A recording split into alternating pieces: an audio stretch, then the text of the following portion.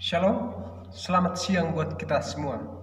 Pada siang hari yang indah ini, saya sangat senang mengucapkan kembali terima kasih karena saya bisa berdiri di sini untuk menyampaikan firman Tuhan sebagai santapan rohani yang akan kita nikmati bersama. Sebelum itu kita berdoa. Bapa Surgawi yang penuh kasih, Maha Penyayang, pada siang yang indah ini, hamba-Mu datang kepadamu dengan roh dan kerenan hati, memohon ampun atas segala dosa dan kesalahan yang kami perbuat, yang kami lakukan, yang selalu menyakiti hati Tuhan. Tuhan, hamba-Mu, hapuskanlah itu Tuhan, supaya setiap berkat tidak terhalang untuk kami terima. Tuhan, di sini juga hamba-Mu datang memohon kepada-Mu Tuhan, di mana hamba-Mu akan menyampaikan firman-Mu. Biarlah kiranya Engkau yang menguasai hati pikiran hamba-Mu, supaya apa yang hamba-Mu bagikan dapat menjadi berkat bagi setiap orang. Kuasai hati pikiran hamba-Mu Tuhan, dan juga berkatlah orang mendengarkan supaya dapat mendengar dengan baik, dan juga supaya mereka dapat melakukan segala firman Tuhan yang hamba-Mu bagikan pada saat ini, dan mereka dapat menjadi berkat bagi orang sekitar mereka dan sekeliling mereka. Dan biarlah kiranya kehendak Tuhan yang terjadi. Terimalah doa kami Tuhan melalui nama Tuhan Yesus Kristus dan Juru Selamat kami. Amin. Judul firman Tuhan yang saya bawa pada siang hari ini adalah dimenangkan oleh kesabaran. Suatu waktu ada seorang bapak penjual telur betulan. Pada saat belanja, bapak penjual telur ini sering sekali membawa telur belanjanya untuk diperjualbelikan kembali dengan cara berjalan dari pasar untuk kembali ke rumahnya, tapi dengan cara dipangku. Pada saat berjalan, karena berhubung tempat atau kampung bapak ini adalah sangat terpencil, jika hujan datang hanya menjadi tanah liat dan hanya batu-batuan pada saat musim kekeringan.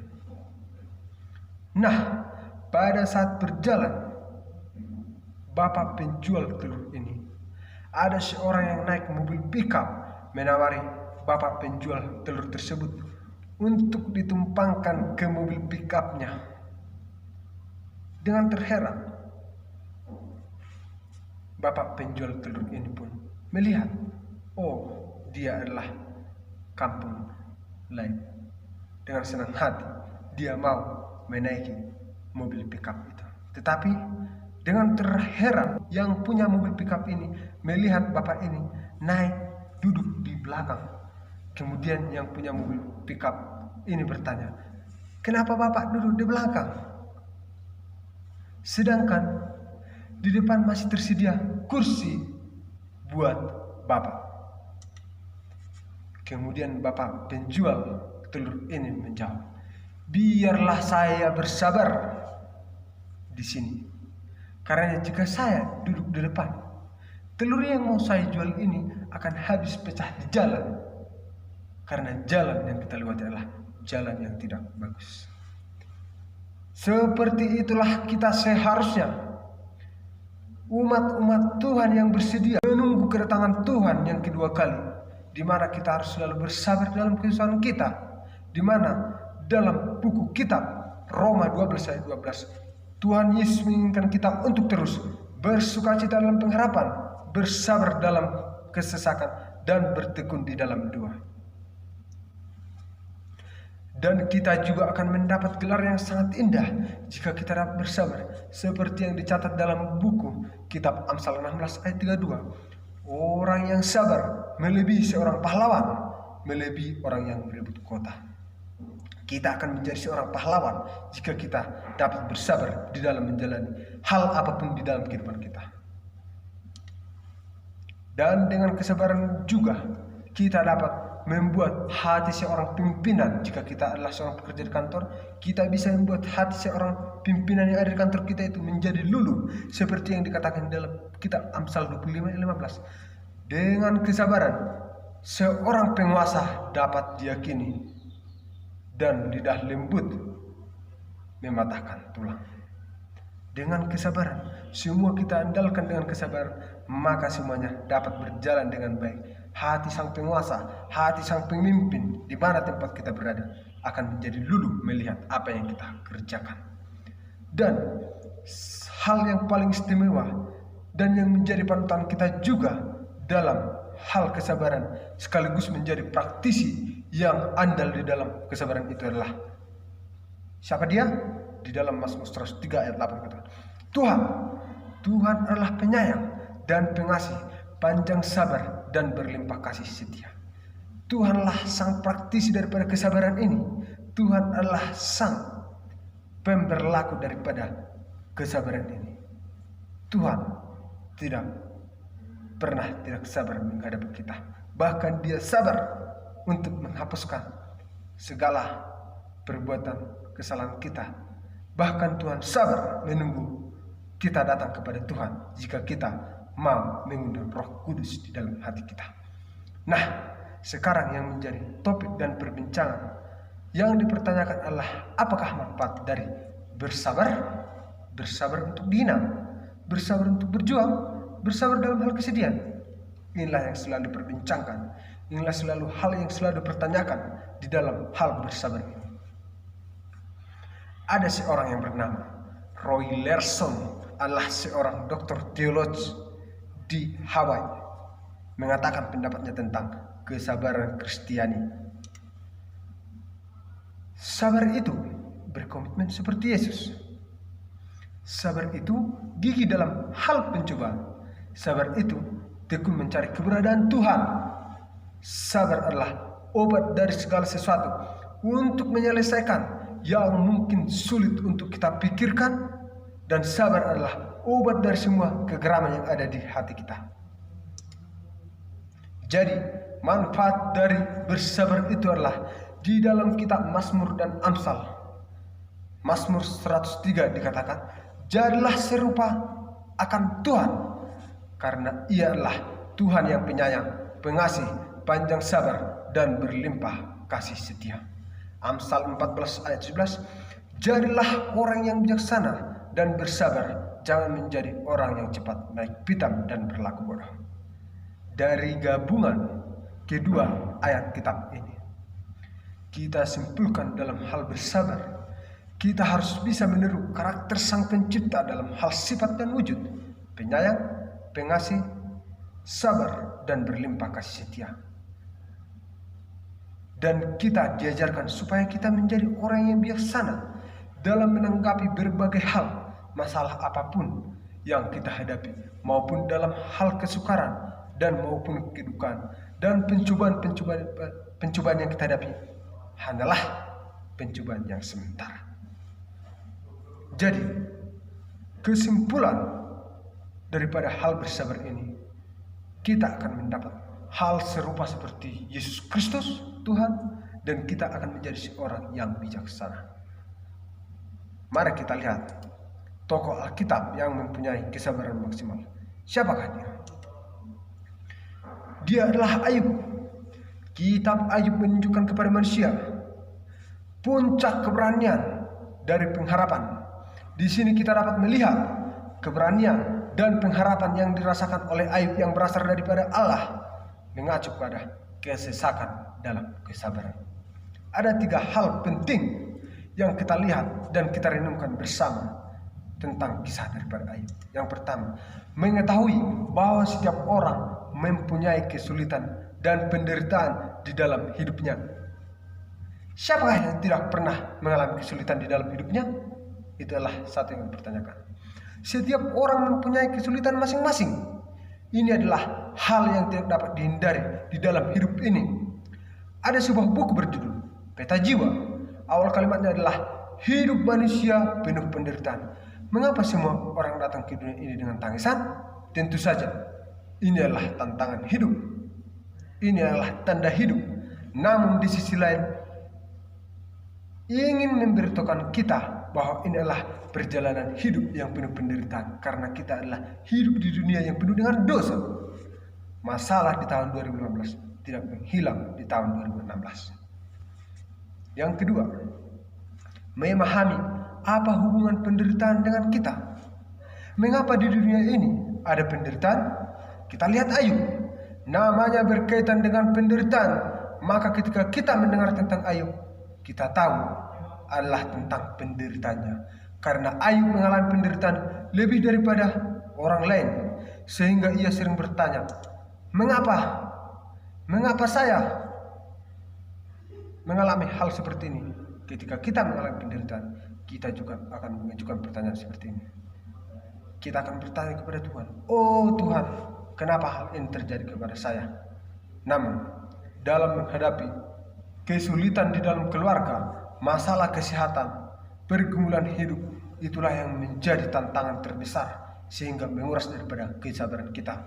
Namun kita lihat Ayub tetap berdiri di hadapan Allah, mengajukan pertanyaan ini untuk kita karena penderitaan yang dialaminya sama seperti kita.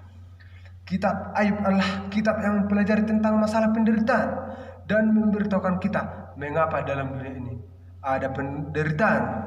Ini adalah kisah tentang hati yang hancur. Dalam Alkitab disebutkan Ayub adalah seorang yang sabar, seorang yang saleh dan jujur, dan dia takut akan Tuhan, dan dia menjauhi kefasikan, dan dia menjauhi kejahatan, dan dia adalah juga orang yang diberkati oleh Tuhan. Ia tidak pernah melakukan kesalahan, tapi dalam sekejap semuanya berubah karena dalam satu hari ia kehilangan anaknya, dia kehilangan apa yang dimilikinya, harta kekayaannya. Juga dia tidak mendapatkan dukungan daripada istrinya. Ini adalah menjadi tantangan bagi Ayub.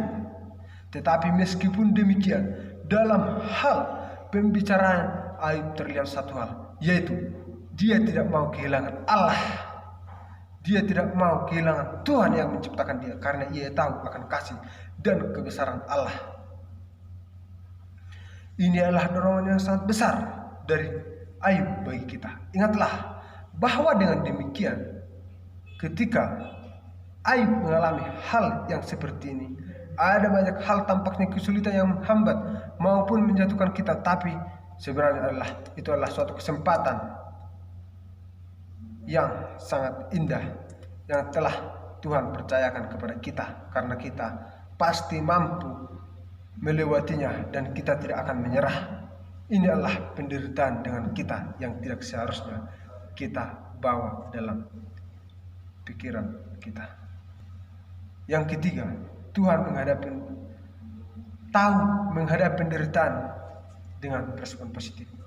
Ini adalah era kurangnya keuletan, semua mau cepat, sehingga kita tidak mudah untuk menghadapi kesulitan. Karena itu, kita harus dapat merespon penderitaan dengan sikap respon positif. Ketika orang mengalami penderitaan, akan bertanya, di manakah kasih Tuhan? Dan merasa bahwa Tuhan tidak adil. Demikian juga Ayub terus mengajukan pertanyaan ini. Begitu juga teman-temannya mengatakan bahwa Tuhan itu tidak adil. Yang menjadi pertanyaan, apakah benar Tuhan tidak adil? Pertanyaan yang ditanyakan oleh Ayub sungguh tegang dan tulus, juga cocok untuk era sekarang ini yang kita hadapi. Karena dalam kehidupan sering ada banyak hal yang tidak adil.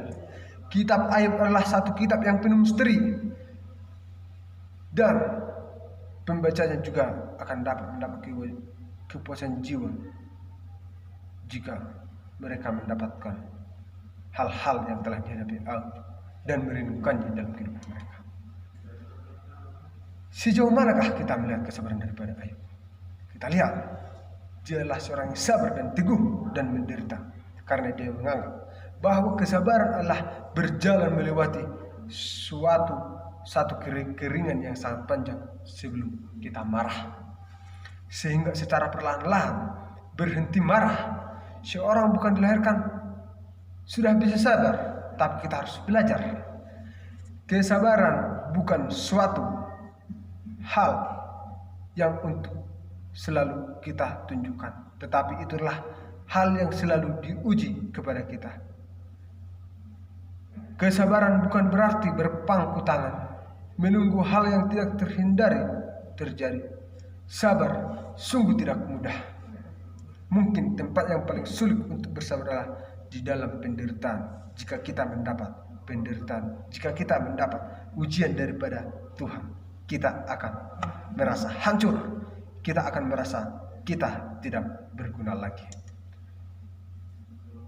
Dan kepada kita untuk era sekarang ini, dalam hal menghadapi era era sekarang ini, pandemi corona, banyak sekali yang kehilangan pekerjaan dan sebagainya.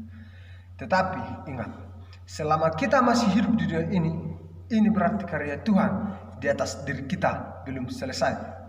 Meskipun istilah siput selalu berjalan dengan perlahan, tapi dia sabar untuk mencapai tujuannya. Susah dahulu, senang kemudian. Untuk mengatur berbagai proses kehidupan dalam suka dan duka, kita harus bisa jadi no pain, no gain. Bersakit-sakit dahulu, bersenang-senang kemudian. Karena itu kita harus bisa belajar bersabar. Dalam Yakobus 5 ayat 11, kamu telah mendengar tentang kesabaran Ayub, dan kamu telah tahu apa yang pada akhirnya disediakan Tuhan baginya. Karena Tuhan Maha Penyayang pada Ayub, Tuhan penuh kasihan kepada Ayub, Tuhan mengembalikan semuanya kepada Ayub. Pena inspirasi dalam buku Nyonya Ellen G. White, Bible Commentary, volume 7 halaman 948 dikatakan, betapa berhati-hati Tuhan Yesus untuk tidak memberikan kesempatan bagi jiwa untuk putus asa. Melalui berbagai percobaan, kita dikejutkan atau dibohongi ke dalam dosa. Tetapi Dia, Tuhan, tidak berpaling dari kita. Dan Dia, Tuhan, tidak membiarkan kita binasa. Kristus berdoa untuk kita. Inilah yang sudah dirasakan oleh Ayub. Saat dia jatuh, dia tidak pernah tinggalkan Tuhan. Dan sebaliknya, dia selalu setia dengan Tuhan sampai dia diangkat oleh Tuhan kembali dan melipat gandakan yang telah habis semuanya. Ada seorang mahasiswa yang bernama X duduk di tingkat awal, dan mahasiswa ini adalah seorang yang jauh dari orang tuanya sehingga dia harus ngekos. Dan pada saat dia sudah menempati kos, tidak memiliki waktu yang sangat lama, akhirnya dia kesusahan dalam membayar uang kosannya. Dan orang yang punya kosan sudah menanyakan, "Nak, kapan dibayar?" Dengan wajah yang sangat perhatian, bukan dengan wajah yang sombong. Bapak yang punya kosan berkata, "Tidak apa-apa kalau tidak bisa dibayar sekarang. Fokuslah dulu ke kuliahmu. Kalau ada uang, baru bayar." Satu hal yang sangat indah. Tetapi tiba waktunya karena memang dia sudah tidak tahu lagi mau berbicara apa karena merasa malu sama yang punya kos-kosan. Jalan menempati kos itu tidak memiliki waktu, yang akhirnya kesusahan dalam membayar uang kosnya. Dan dia pun akhirnya meninggalkan kosan itu. Setelah kosannya ditinggalkan, akhirnya bapak yang punya kos-kosan ini berjalan kembali ke tempat kos-kosannya. Setelah itu bapak ini mengetuk pintu. Setelah diketok, tidak ada orang. Dibuka, ternyata semua barang-barang daripada anak kosan ini tidak di situ lagi. Apa yang telah dipercayakan oleh bapak kosan ini kepada anak itu tidak ada lagi. Dengan hati yang sedih, bapak ini pergi ke kampus untuk mencari anak kosannya tersebut, karena dia ingin sekali berjumpa dengannya dan berbicara. "Saya tidak memaksa, saya hanya ingin kau fokus kuliah." Setelah itu dia berjalan ke kampus. Kemudian dia mencari dia, menanyakan anak kos ini terhadap teman yang satu ke teman yang lain, bahkan ke dosen ditanyakan. Tetapi apa yang terjadi? Dia tidak menemukan anak kosnya. Setelah dia tidak menemukan anak kosnya, dia pergi ke biro administrasi dan mencari nama anak itu di situ. Setelah nyampe di kantor administrasi, dia bertanya, "Bu, saya ingin bertanya, apakah ada anak yang bernama X di sini? Apakah dia sedang kelas dan di mana ruangannya?" Setelah itu Dicari oleh pekerja daripada biro administrasi. Ternyata anak itu tidak di situ. Dia sudah tidak ada di kampus karena dia cuti. Mendengarkan hal itu, bapak yang punya kos ini pergi pulang ke rumah dan dia merasa pusing dan dia merasa bersalah karena dia meminta uang kosannya yang seharusnya memang kewajiban daripada anak itu. Tetapi karena sifat dari kesabaran bapak itu yang membuat anak ini, yang membuat mahasiswa ini menjadi sedih. Namun apa yang terjadi setelah dia mencari anak kosannya itu tidak ada, dia hanya bisa bersabar dan bersedih. Dan dia pun mengikhlaskan anak itu untuk pergi. Setelah 7 tahun kemudian, waktu yang sangat lumayan lama, ada seorang pemuda tampan dengan lengkap memakai mobil yang sangat mewah, kacamata hitam dan dilindungi oleh bodyguard menjumpai bapak ini. Kemudian bapak ini takut, apa yang terjadi kepada saya? Kemudian pria ini langsung mendekati bapak itu dan bertanya. Setelah ditanya, apakah bapak masih ingat dengan anak kos bapak 7 tahun lalu yang bernama X yang pergi lari dan tidak membayar uang kos karena tidak mampu? Kemudian bapak yang punya kos tersebut menjawab dengan gelagapan, oh, tidak. Saya tidak mempunyai anak kos yang lari tidak membayar uang kos, tetapi mereka semua adalah seorang anak yang baik, mahasiswa yang disiplin, selalu tahu berbuat baik.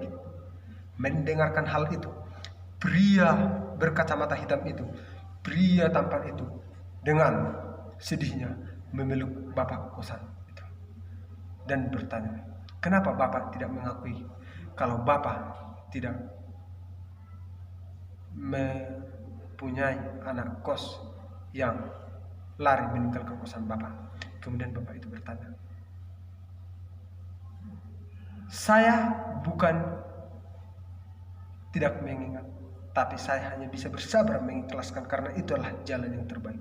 Setelah mendengarkan hal itu, pria tampan ini kembali memeluk. Dengan sekarang saya berjumpa dengan bapak. Saya adalah mahasiswa anak kosan bapak yang bernama X itu. Dengan terkejut bapak itu menangis. Ternyata kamu sudah berhasil. Kemana saja kamu pergi waktu itu? Dan anak itu berkata, saya cuti 1 tahun karena saya tidak ada uang. Tetapi pada saat saya sekarang berjumpa dengan bapak, saya akan membayar 7 kali lipat daripada uang kosan saya yang tidak dibayar oleh saya pada saat itu. Dalam hal ini, bapak yang punya kos-kosan telah menghiraukan firman yang ada di kitab Galatia 6 ayat 2. Bertolong-tolonglah menanggung bebanmu, demikianlah kamu memenuhi hukum Kristus. Inilah yang telah menjadi dorongan buat kita. Ini yang menjadi suatu penguat bagi kehidupan kita. Di dalam hal bersabar, di dalam hal mengikhlaskan, kita akan memperoleh kemenangan, kita akan memperoleh keberhasilan. Kita akan menjadi seorang yang menjadi seperti Tuhan, seperti Yesus Kristus yang menjadi praktisi pemberlaku daripada sifat dan kesabaran itu. Ini adalah suatu momen di mana kita diangkat oleh Tuhan menjadi seorang yang bijaksana, yang bisa mengerti hal-hal yang tidak bisa kita pikirkan. Tetapi karena kebijaksanaan daripada Tuhan, kita diberikan kuasa daripada Tuhan. Kita diberikan hikmat daripada Tuhan. Kita bisa membedakan mana hal-hal yang tidak baik, mana hal-hal yang tidak harusnya kita pikirkan. Dan kita akan dijadikan oleh Tuhan menjadi seorang hamba-hamba Tuhan melalui perbuatan dan sikap tingkah laku kita merespon orang lain.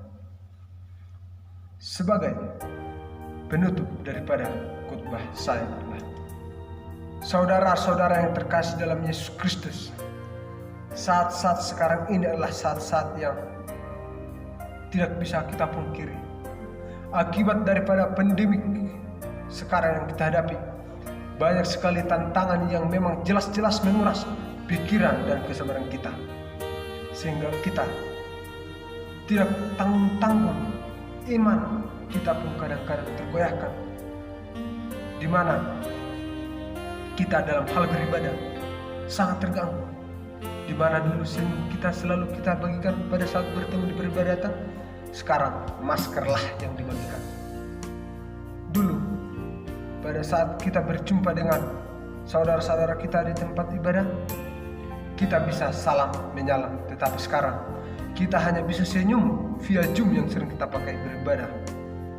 Inilah yang menjadi ujian bagi kita saat-saat ini, untuk menguji iman kita, apakah tetap bersabar dan setia kepada Tuhan. Tapi marilah kita lihat tokoh Alkitab Ayub yang selalu setia kepada Tuhan, meskipun yang dihadapi adalah pencobaan yang tidak tanggung-tanggung, yang menguras kesabaran daripada Ayub, tetapi dia tetap setia kepada Tuhan. Meskipun kekayaannya, anaknya tidak hitungan yang sangat lama, hanya hitungan yang sekejap, semuanya habis, semuanya mati, dan istrinya pergi meninggalkan dia, tapi dia tetap sabar dan setia kepada Tuhan sampai dia memperoleh kemenangan melewati pencobaan itu.